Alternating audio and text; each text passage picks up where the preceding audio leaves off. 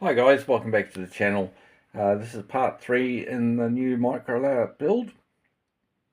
So since the last video I'll zoom in a little bit there. Alright, here we go. Alright, I've used my trusty squirty bottle and given that centre section between the middle track and the back track a good soaking, and then carefully scraped it all up to expose the baseboard. And I've actually taken a piece of track out there because on the Ashford North layout, this part of the layout was a cement filling depot. But now I'm going to reveal, let's go back, sorry, camera malfunction. Alright, there we go.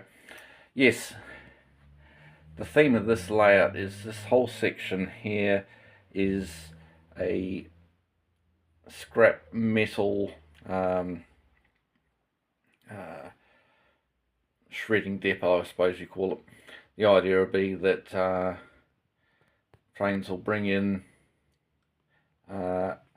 wagons, scrap metal wagons full of scrap metal, which will be unloaded by some sort of crane with the grabbing, gee,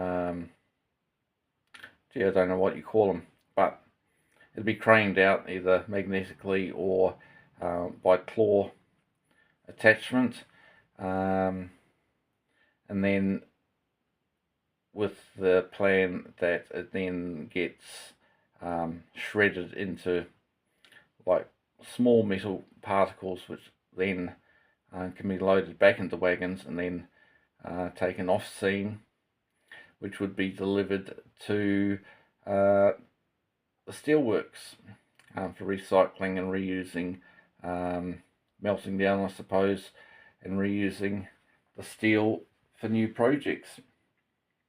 So more on that. I'm still studying up the procedure and just trying to work out whether how that type of industry operates. I found a few really good micro layouts online. There's one amazing micro layout, really well done, which I found on the Key Model World, I think it's called, website, and a guy built a really cool scrap metal industry based layout. So that's what I'm going to try and capture here, so I can have trains running on scene and off scene with wagons. Plus this front track I think will be maybe a storage track for wagons and rolling stock that are not currently being used, more of a storage line.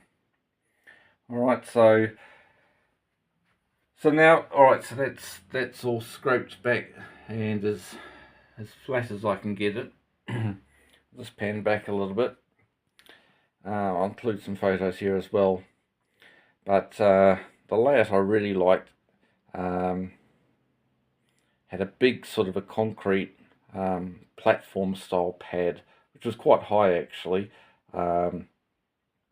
sort of much higher than say a passenger platform, because the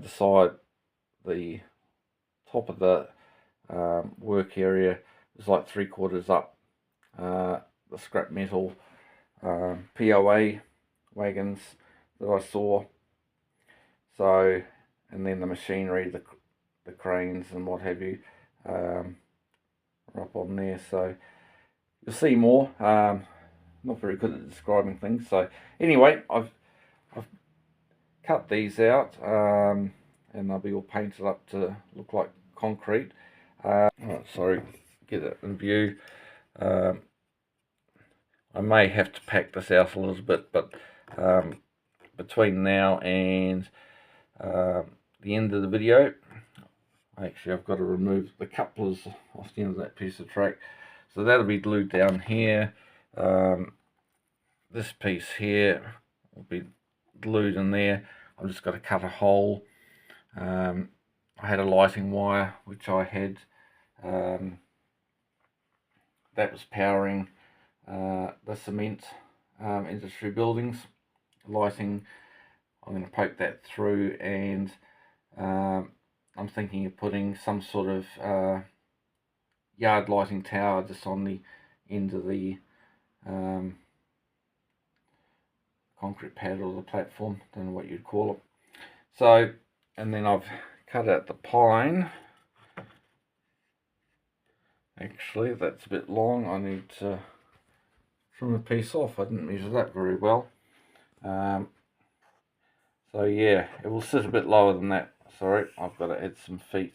The table this is sitting on is not particularly flat. These fold-up tables tend to be a tiny bit higher in the middle, so this is pivoting a little bit. But yeah, so that's sort of the plan there. And then I'm going to use some stone or brick paper, put all around the sides, and that'll hide any gaps too. I think it could look quite good. So without any further ado, I'll get to and glue this in place, and we'll come back and see what it looks like. Back soon. Alright guys, got it in place. I thought I'd measured everything properly, but it just one little tip if I can give you, measure twice and cut once.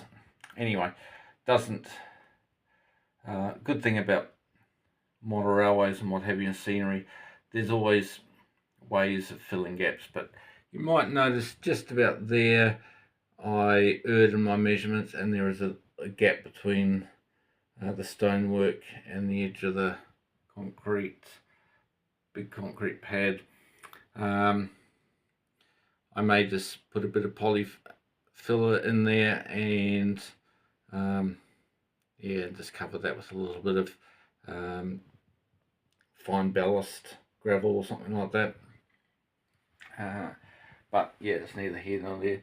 So that's kind of the height I wanted, the minimum height.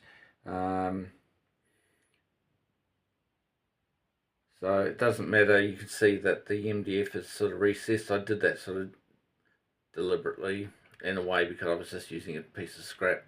Once the glue's dried, and you can see that I've got a nice little hole there. Obviously that flex will be pushed back in because the lighting towers, lighting fixtures often have very fine wires in them, which is really good, but the beauty is I'll solder it up, and then I can just pull it through from the underside gently and then glue the light in place. It does pay to use heavier wiring to your lights. Stops voltage drop, and it's just better. Obviously for the actual lights themselves, where you plant them in your layout, they need to have really fine cabling because they're going up fine scale tubes and what have you.